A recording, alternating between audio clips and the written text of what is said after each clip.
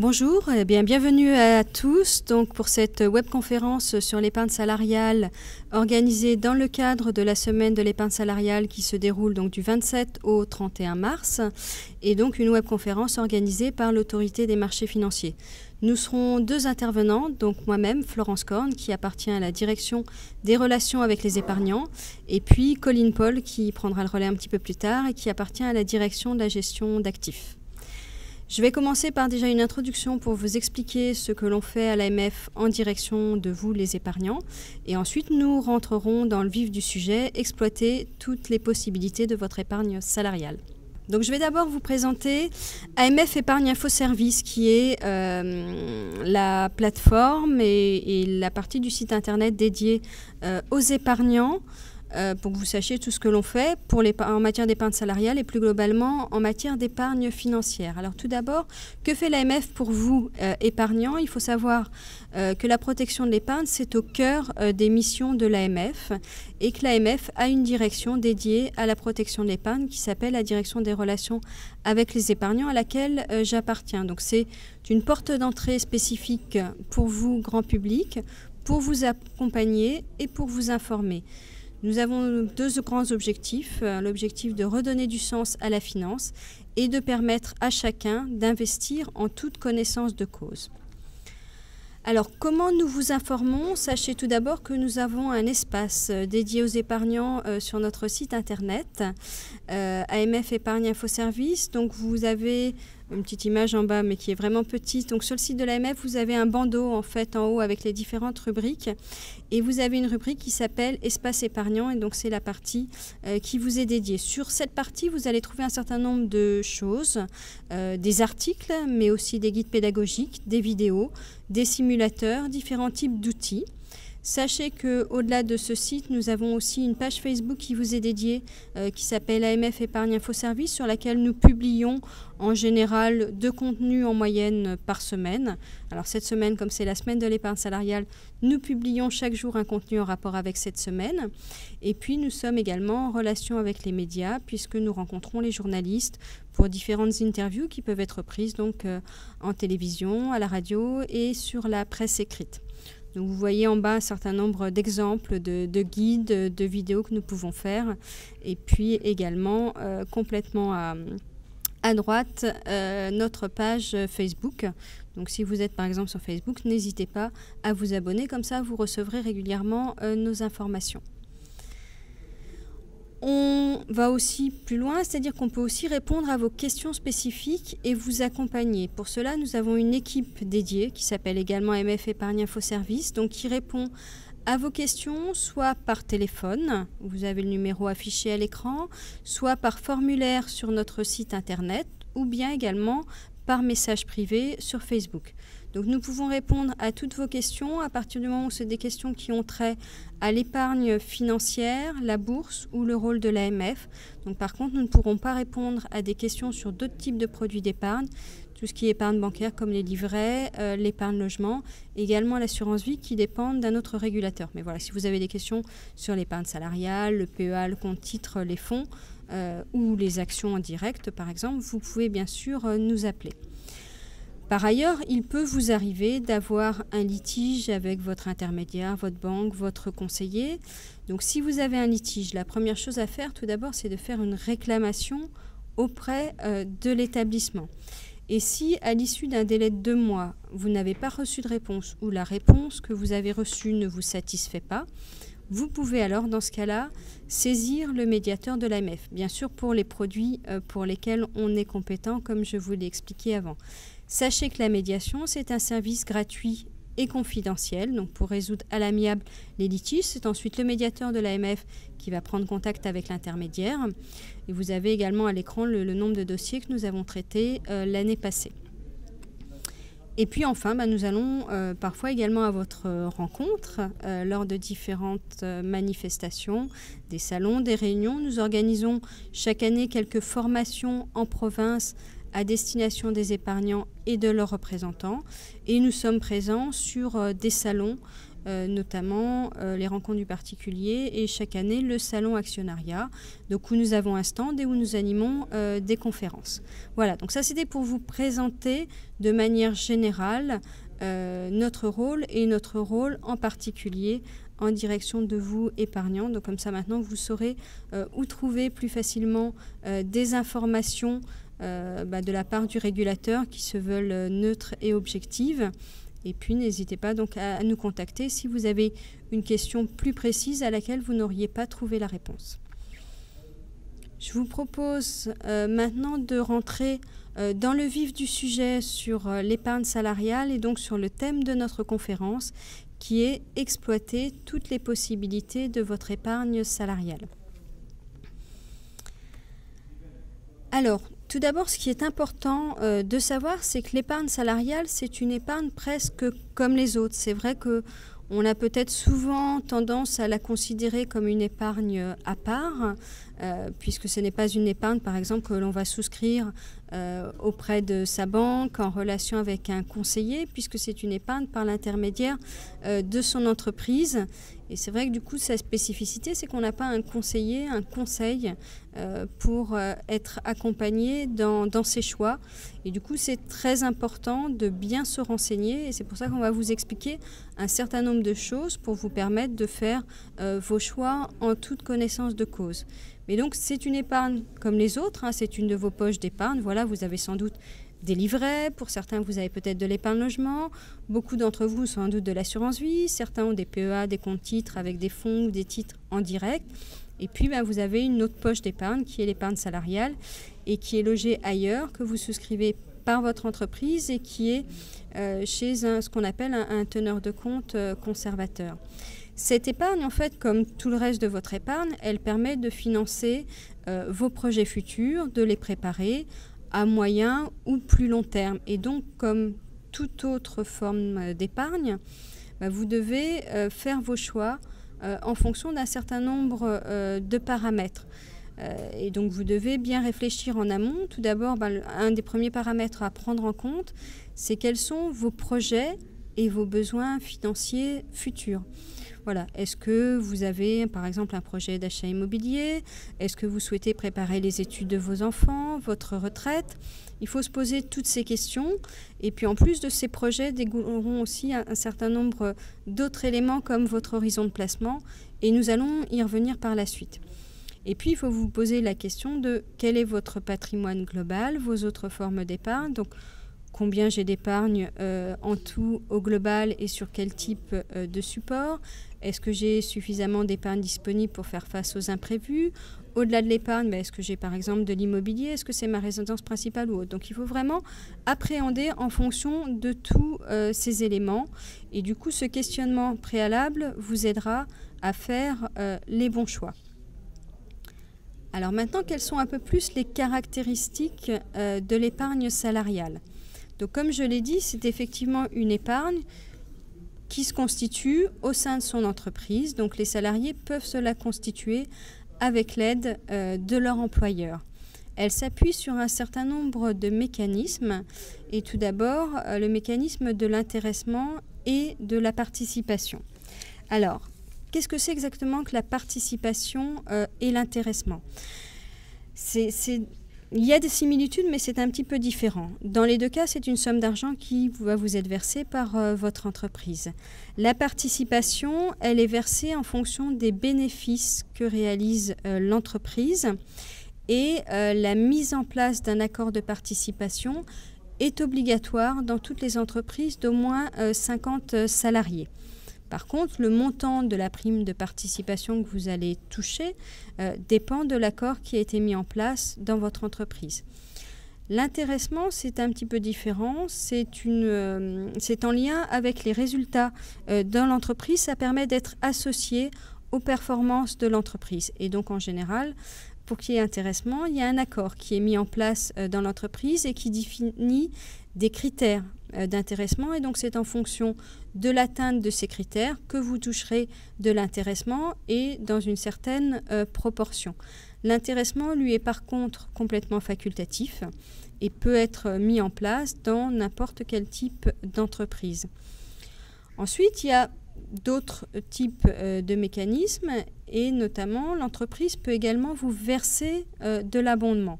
L'abondement, c'est une somme complémentaire que versera l'entreprise si vous choisissez d'effectuer des versements sur les plans d'épargne salariale. Donc vous pouvez verser déjà votre participation ou votre intéressement sur un plan d'épargne salariale, mais vous pouvez aussi choisir de le toucher. Et dans ce cas-là, ça vous être versé en général en même temps que votre salaire par virement sur votre compte. Donc il y a un premier choix que vous aurez à faire quand vous toucherez de la participation ou de l'intéressement, c'est est-ce que je choisis de le toucher tout de suite ou est-ce que je choisis de l'épargner sur un plan d'épargne salariale. Et je vais revenir ensuite sur ces plans d'épargne salariale. Et si vous choisissez de verser votre participation ou votre intéressement sur un plan d'épargne salariale, l'employeur peut décider d'abonder et donc de verser un complément à votre versement. Donc en général, ça s'exprime en pourcentage du versement et avec un plafond que fixe l'employeur. Au-delà de ces sommes que vous verse votre entreprise, vous pouvez également épargner à partir de votre propre épargne ou de vos revenus sur vos plans d'épargne salariale. Donc ces plans, ils sont de deux natures. Vous avez le PEE, le plan d'épargne entreprise, et puis le PERCO, qui est le plan d'épargne pour la retraite collectif. Donc comme vous le voyez dans leur nom, le PERCO, lui, il est plus dédié préparation de la retraite et il est bloqué jusqu'à la retraite. Le PE, lui, est plus pour préparer un projet ou plusieurs projets à moyen ou long terme. Et j'y reviendrai, il y a des conditions de blocage de 5 ans en fait, par versement. Donc voilà pour vous situer le cadre de l'épargne salariale et donc des différentes sommes que vous pouvez toucher de votre entreprise, à placer ou pas dans les plans, et des versements que vous pouvez également faire en complément. Alors, cette épargne salariale a aussi des spécificités et puis des atouts, des avantages, mais aussi en contrepartie de ces atouts, il y a certains inconvénients. Donc comme je l'ai dit, vous devez faire un choix quand vous touchez de l'intéressement ou de la participation. Ce choix est de percevoir ou bien de placer cet argent sur un plan d'épargne salariale. Donc, vous devez vous poser un certain nombre de questions et notamment en fonction de vos projets et de vos besoins. Si vous avez besoin de cet argent à court terme, vous allez plutôt faire le choix de percevoir cet argent.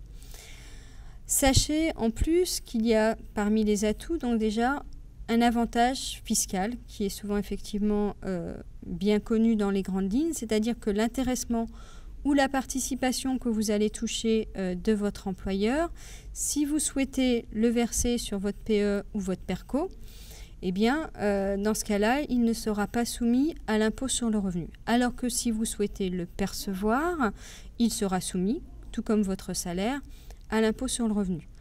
Par contre, si vous le versez sur un plan d'épargne salariale, ça restera malgré tout soumis aux prélèvements sociaux de 15,5%. Donc ça, quoi qu'il arrive, vous ne pourrez pas y échapper en quelque sorte.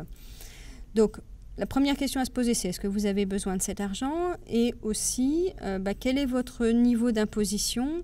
Et est-ce que vous souhaitez, du coup, éviter de payer de l'impôt supplémentaire? Et là, tout dépend vraiment de votre situation personnelle. Si vous n'êtes pas imposable, la question ne se pose pas. Après, tout dépend si vous êtes un petit peu proche aussi du niveau d'imposition. Et du coup, peut-être que votre intéressement, votre participation peuvent vous rendre imposable. Donc, il faut vraiment regarder en fonction de la situation de chacun.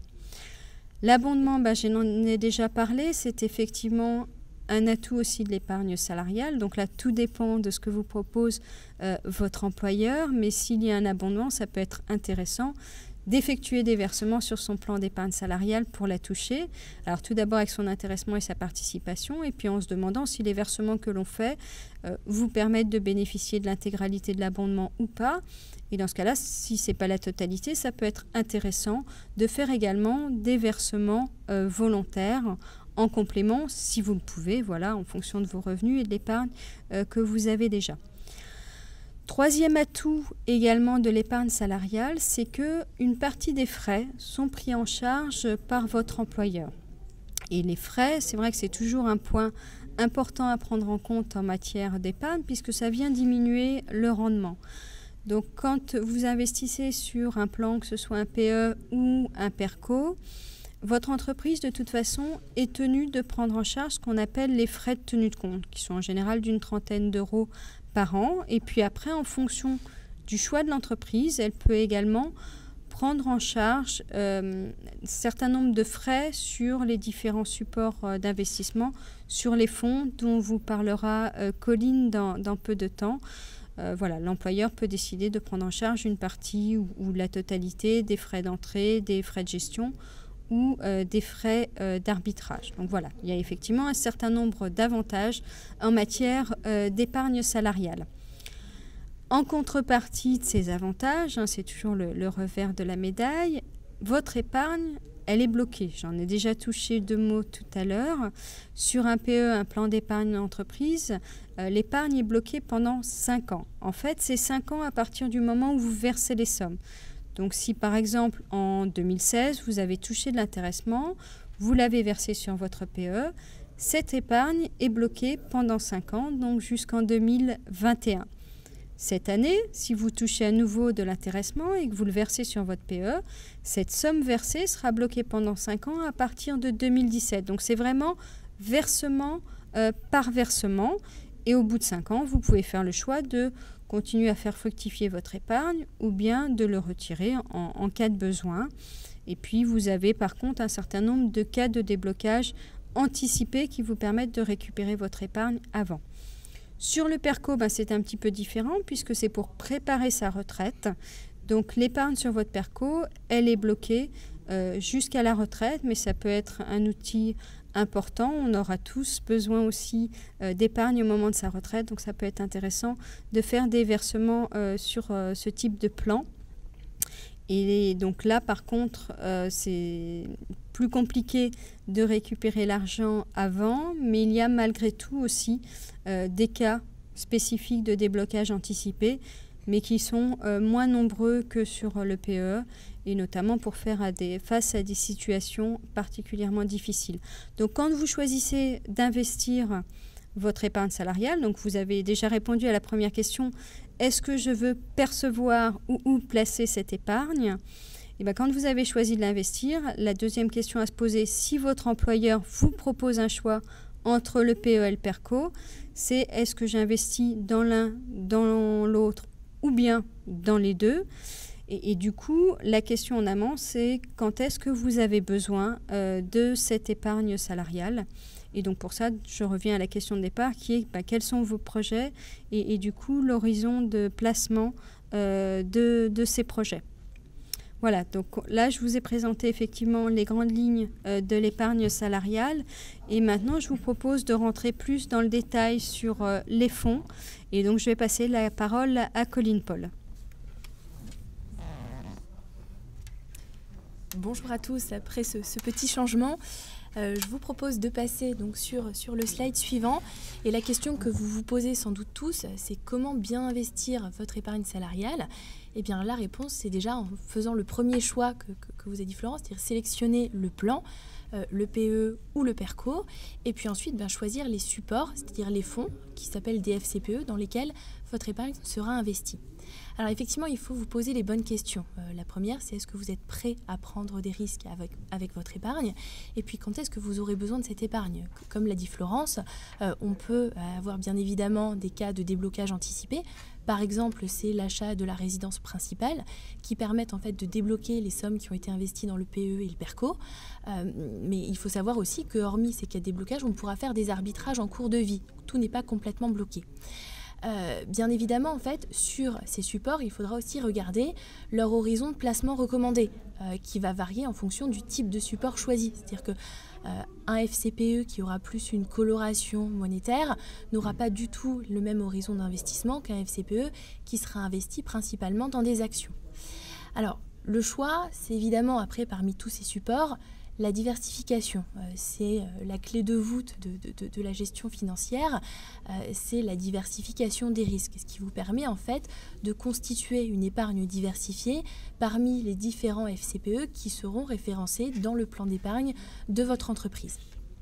Alors, parmi tous ces FCPE, on a différents types de fonds. On parle de façon générale de classification et vous retrouverez en fait vous verrez plutôt que ce sont des styles de gestion. Le premier, très connu, c'est une gestion plutôt de type monétaire. Alors, le fonds monétaire, c'est un fonds qui est plutôt court terme, qui présente un risque plutôt faible, mais qui en contrepartie a une rémunération qui est plutôt faible aussi. Surtout dans ces moments de contexte de taux très bas. En fait, il faut savoir que les fonds qui seront placés sur des fonds monétaires ne permettront peut-être pas forcément de générer une rémunération. Une autre solution, c'est un placement dans des fonds de type obligataire. Donc ce sont des fonds qui sont investis, comme leur nom l'indique, dans des obligations, que ce soit en euros ou en d'autres devises. Ce sont des fonds qui sont plutôt à moyen terme, donc avec une durée de placement recommandée de l'ordre de quelques années, qui présentent un risque moyen, mais qui n'est pas négligeable dans un contexte de remontée des taux d'intérêt. Et puis, parmi la gamme que vous pouvez retrouver dans le cadre de votre plan d'épargne, vous retrouverez des fonds actions. Les fonds actions, bien évidemment, sont des fonds dits long terme. On est sur des cycles d'investissement de 5 à 8 ans. Le risque est évidemment plus élevé, mais les perspectives de gains, de façon corrélée, sont plus élevées sur le long terme. Et puis, la clé de voûte de toute la gamme de fonds qui vous est proposée, ce sont des fonds diversifiés, qui, eux, vont être le résultat d'un panachage entre des fonds actions, des fonds obligations et des instruments du marché monétaire, et présentent plusieurs profils. Un profil qui peut être prudent, équilibré, dynamique, et qui, en fait, auront des fourchettes d'exposition aux classes d'actifs qui seront différentes. Et puis enfin, vous retrouverez dans le cadre des PE, des PERCO qui vous sont proposés, des fonds solidaires qui permettent de donner du sens à votre épargne en finançant des activités à forte utilité sociale, ou alors des fonds qu'on va appeler ISR qui prennent en compte des questions environnementales, sociales et de gouvernance et qui appliquent en fait ce filtre dans la sélection des titres qui seront à l'actif des FCPE. Évidemment, pour connaître toutes ces particularités, il est nécessaire de bien vous informer pour sélectionner les fonds qui seront adaptés à vos besoins. On ne peut que vous conseiller de consulter ce qu'on appelle le DICI, qui est le document d'information clé pour l'investisseur de chacun des fonds qui vous est proposé. Vous y retrouverez notamment la présentation de l'objectif de gestion, c'est-à-dire la stratégie qui sera développée, le type d'actifs qui seront utilisés, les fourchettes d'exposition, et puis aussi une échelle de risque qui de 1 à 7 permet de vous donner une indication sur le niveau de risque et de rendement que prendra le fonds. Et puis, bien évidemment, la durée de placement qui vous est recommandée. Alors, ces DICI sont consultables sur votre compte à distance et puis également sur le site internet de l'AMF. Donc, en cas de besoin, n'hésitez pas à vous renseigner auprès de votre employeur qui pourra vous donner toutes les informations utiles sur le dispositif. Je vais relaisser la parole à Florence pour en savoir un petit peu plus. Oui, donc là, vous avons présenté effectivement un certain nombre d'éléments pour déjà bien savoir effectivement comment faire vos choix en connaissance de cause, alors que vous allez sans doute bientôt toucher de l'intéressement et de la participation. On n'a sans doute pas répondu à tous les éléments, mais on va avoir quand même un quart d'heure pour répondre à un certain nombre de vos questions. Mais si vous souhaitez en savoir plus sur l'épargne salariale, il y a un certain nombre de sites qui pourront répondre à vos questions. Tout d'abord avec le lancement de la semaine de l'épargne salariale. Cette semaine, je ne l'ai pas effectivement dit en introduction, a été lancée à l'initiative de l'AMF, de l'AFG, l'Association française de la gestion, la Direction générale du Trésor et la Direction générale du travail. Et nous avons à cette occasion lancé un site pédagogique dédié à l'épargne salariale, dont l'adresse s'affiche à l'écran, épargne-salariale-france.fr. Et donc sur ce site, vous trouverez la plupart des informations dont vous pouvez avoir besoin avec des articles vraiment courts, clairs et pédagogiques. Vous verrez en allant sur ce site, il y a deux grandes parties, une partie pour les salariés une partie pour les entreprises, parce que voilà, les entreprises, notamment les petites entreprises, et peut-être que certains d'entre vous d'ailleurs représentent des petites entreprises, peuvent aussi se poser des questions pour savoir comment mettre en place vis-à-vis de leurs salariés ce type de mécanisme. Donc côté salarié, vous avez en gros une quinzaine d'articles sur les différents sujets questions. Donc vous pourrez retrouver des choses sur l'intéressement, la participation, les différents types de plans, ce qui se passe quand je quitte l'entreprise, l'actionnariat salarié aussi pour les entreprises qui ont des actions. Voilà, vous pourrez retrouver vraiment l'essentiel et de façon très claire et concise. Si vous avez des questions sur l'épargne salariale, mais aussi plus globalement sur l'épargne financière, donc je vous rappelle l'adresse de notre site amf-france.org où vous pourrez retrouver donc beaucoup d'informations. Et puis vous pouvez nous suivre sur les réseaux sociaux, en particulier, donc, comme j'ai dit tout à l'heure, sur Facebook, puisque la page Facebook AMF Épargne Info Service est vraiment dédiée à vous les épargnants. L'AMF est également présente, mais de façon générale, sur Twitter, sur LinkedIn, sur YouTube. Vous retrouvez aussi un certain nombre de vidéos. Et puis, vous pouvez sur notre site vous abonner à nos flux RSS et notamment au contenu pédagogique dédié aux épargnants. Donc là, on vous propose maintenant de répondre aux questions. Vous nous avez déjà envoyé un certain nombre de questions lors de votre inscription. Donc nous avons commencé à en sélectionner un certain nombre. Faute de temps, c'est vrai qu'en à peu près 15 minutes de questions-réponses, nous n'allons pas pouvoir répondre à toutes vos questions. Sachez aussi qu'il y a des questions qui ne sont peut-être pas exactement dans le domaine de l'épargne salariale. Donc nous allons nous concentrer sur les questions en rapport avec l'épargne salariale. Si vous avez d'autres questions, donc, je vous ai indiqué notre plateforme AMF Épargne Info Service. N'hésitez pas à les appeler ou à les contacter par message, que ce soit sur le site ou Facebook.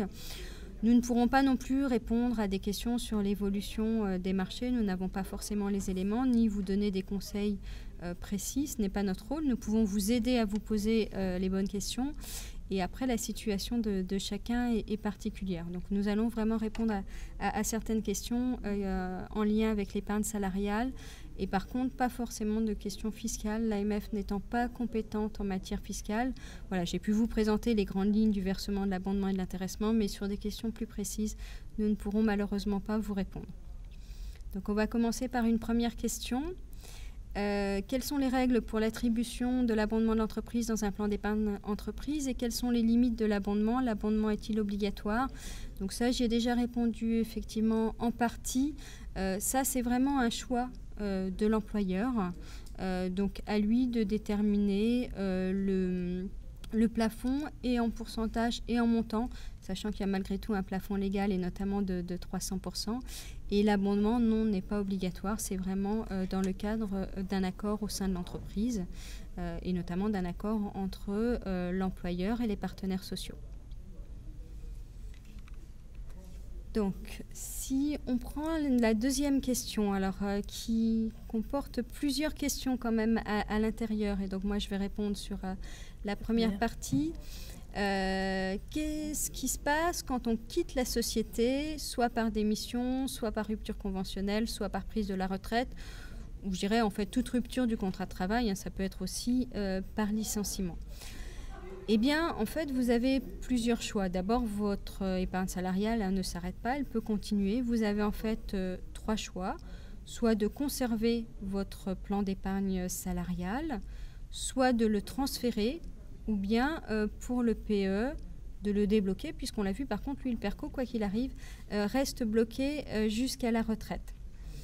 Si vous conservez votre PE, par exemple, ou bien votre PERCO, de toute façon, votre épargne salariale continuera à fructifier et puis vous pourrez continuer également à faire des versements dessus. Par contre, comme je vous l'ai dit, les frais sont pris en charge par l'employeur, mais une fois que vous n'êtes plus salarié de l'entreprise, ce n'est plus votre employeur et il ne prendra plus en compte les frais. Donc il faut vraiment garder dans ce cas-là le niveau des frais pour faire votre choix. Ensuite, vous pouvez également décider donc de transférer, que ce soit le PE ou le PERCO, si votre nouvel employeur propose également ce type de plan. Dans ce cas-là, voilà, c'est quelque chose de relativement simple et les dates de disponibilité de votre épargne salariale seront conservées. Donc si je reprends l'exemple de tout à l'heure, vous avez versé en 2016, vous changez d'employeur en 2018 et vous transférez votre plan d'épargne salariale en 2019 chez ce nouvel employeur. La date de disponibilité des fonds versés en 2016 restera 2021. Sachez juste que quand vous transférez votre épargne salariale, il y a des frais. Donc là, c'est à voir au cas par cas, mais qui sont en général de l'ordre d'une vingtaine d'euros. Donc après, à vous de voir entre les frais que vous aurez en restant sur votre ancien plan d'épargne salariale ou les frais de transfert, mais qui vous permettront ensuite d'avoir une partie des frais de votre plan pris en charge par votre nouvel employeur. Et puis enfin, troisième possibilité, c'est vous pouvez débloquer quand en tout cas c'est sur un PE. Ça fait partie des cas de déblocage anticipé.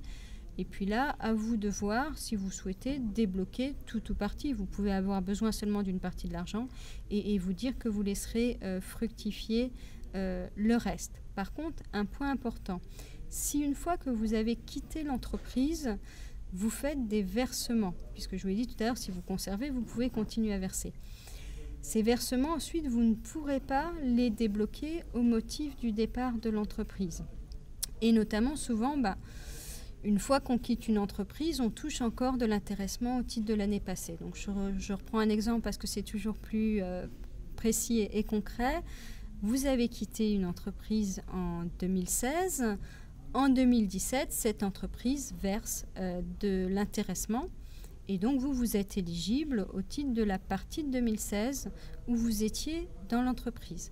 Cet intéressement, vous choisissez de le verser sur votre PE que vous avez conservé. Eh bien, dans ce cas, vous ne pourrez pas le débloquer au titre du départ de l'entreprise puisque vous le versez en 2017 après votre départ. Donc là, par contre, votre épargne sera bloquée pendant 5 ans. Donc il faut juste bien l'avoir en tête avant de faire ce choix. Donc voilà pour vous éclairer sur ce qui se passe quand on quitte la société.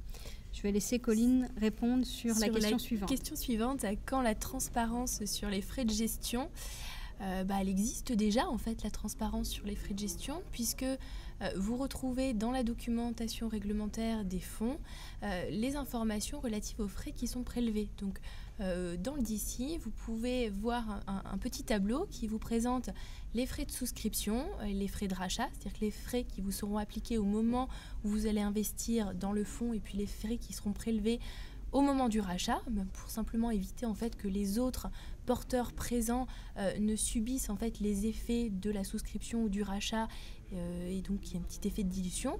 Et puis vous retrouverez aussi en fait les frais qui ont été prélevés par la société de gestion sur l'année passée.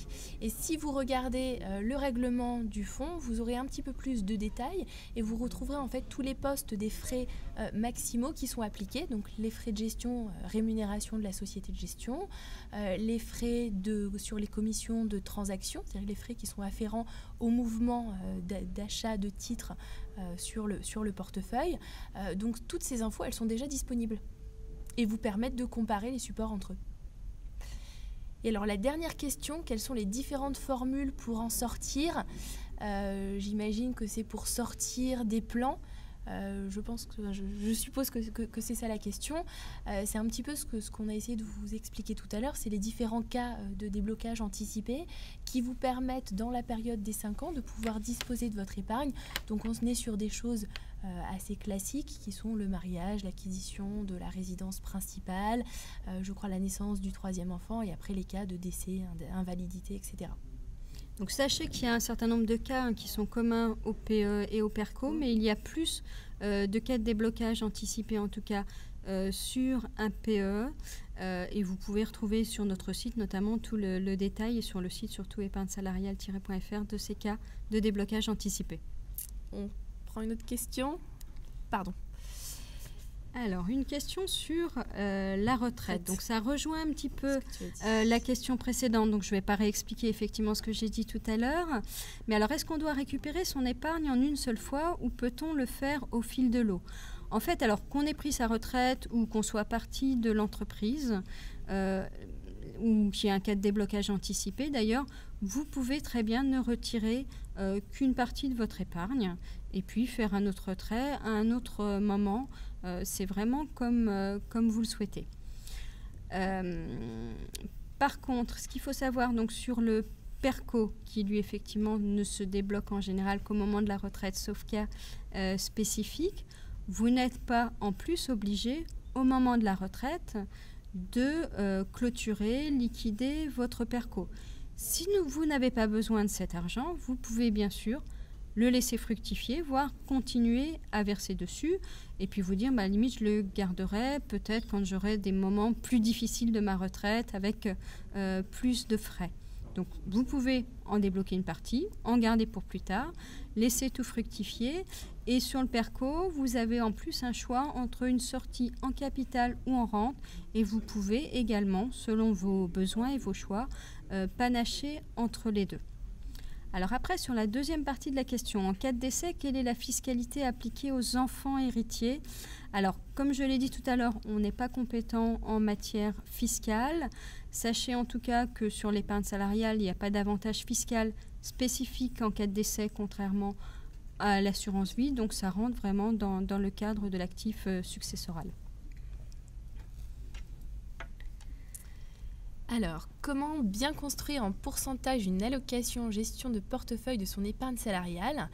Et que choisir entre fonds en euros et unités de compte pour mieux dynamiser son épargne salariale? Alors, je pense qu'il y a deux questions.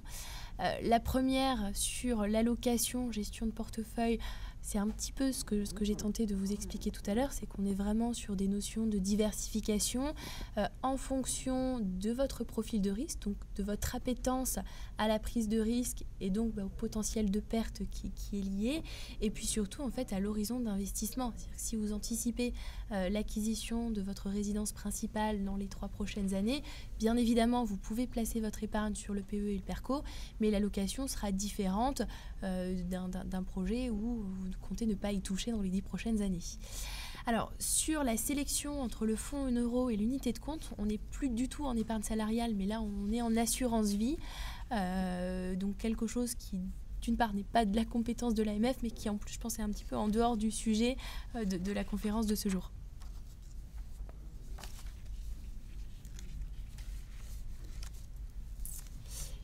Oui, on a une autre question. Est-ce que le teneur de compte conservateur doit proposer tous les types de fonds possibles ou peut-il en proposer moins? Alors, les fonds qui sont référencés dans les plans, que ce soit un PE ou un PERCO, sont choisis par l'entreprise. Donc, il n'y a pas en fait d'obligation de la part du teneur de compte conservateur. Généralement, la construction, c'est une gamme qui va proposer différents types de profils pour que le salarié puisse avoir suffisamment de choix. Il y a juste une petite contrainte en plus dans le PERCO, puisqu'on a l'obligation de proposer un fonds qui est solidaire. Alors, une autre question que nous venons également de recevoir, c'est quand pourrais-je récupérer mon épargne abondée sur un PE? 5 ans après la date de mon choix, 5 ans après la période de sélection, 5 ans après le versement de mon entreprise. Comme pour tous les versements, de toute façon, c'est 5 ans après la date du versement et vraiment au moment où le versement est comptabilisé sur votre plan d'épargne salariale. Donc sachez que de toute façon, vous avez toujours un accès Internet avec un espace personnel où vous retrouvez tous vos versements et les dates de disponibilité. Donc n'hésitez pas à aller dessus pour en savoir plus sur les dates exactes. Et puis, j'avais vu également d'autres questions passer en amont. Est-ce qu'on peut transférer son épargne salariale vers un contrat d'assurance vie? Non, c'est vraiment deux enveloppes complètement différentes. Et est-ce qu'on peut se servir de son PE pour ouvrir un PEA? Non plus, là, il n'y a pas de lien. Après, vous pouvez choisir de faire un retrait sur un PE pour verser sur votre PEA. C'est un choix, mais il n'y a pas de lien entre les deux. Sachez par contre, donc, comme je l'ai dit, qu'on peut transférer un PE vers un autre PE quand on change d'employeur ou un PERCO vers un PERCO. Et on peut également faire des transferts du PE vers le PERCO, mais par contre, pas dans l'autre sens, pas du PERCO vers le PE. Donc une fois qu'en plus c'est sur le PERCO, c'est bloqué plus longtemps, après tout dépend de votre date de départ en retraite, que sur le PE. Donc c'est vraiment un choix à faire en connaissance de cause.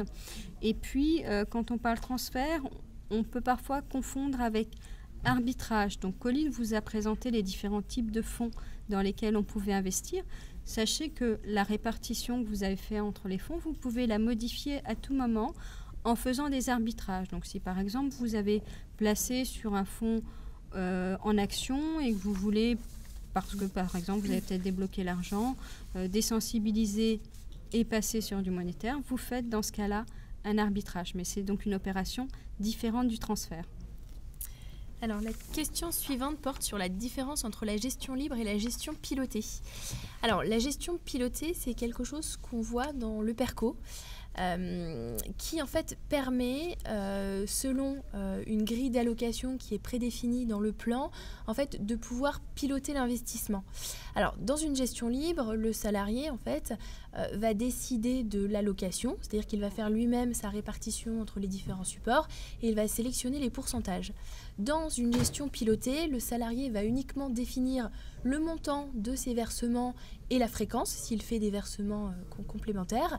Et puis, son épargne, en fait, va être directement investie par le teneur de compte conservateur, selon la grille qui a été définie dans le plan, sur différents supports, en tenant compte, en fait, de sa date de départ présumée en retraite. En sachant, en fait, que plus on sera loin de la date de départ en retraite, plus on y mettra des actifs dits risqués. Et au fur et à mesure que l'on se rapproche de la date de départ en retraite du salarié, et bien plus, en fait, on va se désensibiliser aux actifs risqués pour s'exposer à des actifs de type obligataire puis monétaire. Alors, suite à sans doute ce que j'ai dit sur les arbitrages, vous nous avez demandé s'il y avait une limite au nombre d'arbitrages par an. Non, il n'y a pas de limite. Par contre, sachez qu'il y a des frais sur les arbitrages. Votre employeur peut les prendre en charge ou pas. Donc, c'est important après de se renseigner sur les frais. Et puis après, voilà, on ne fait pas non plus des arbitrages, on ne change pas son allocation tout le temps. Donc, c'est plus une gestion à faire en toute connaissance de cause.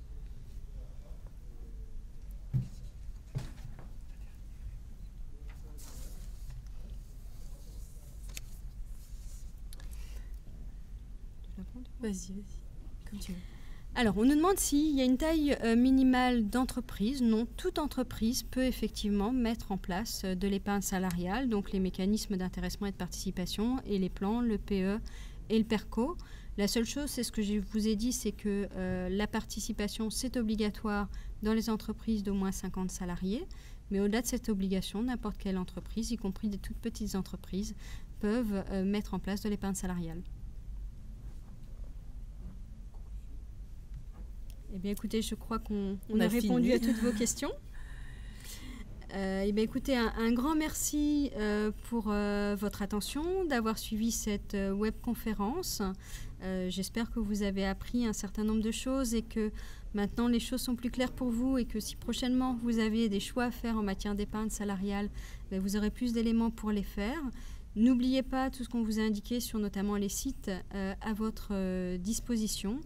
Et puis, sachez que prochainement, d'ici 10-15 jours, de toute façon, vous pourrez regarder à nouveau cette vidéo sur le site internet de l'AMF, rubrique Espace épargnant. Merci encore et puis très bonne soirée à tous.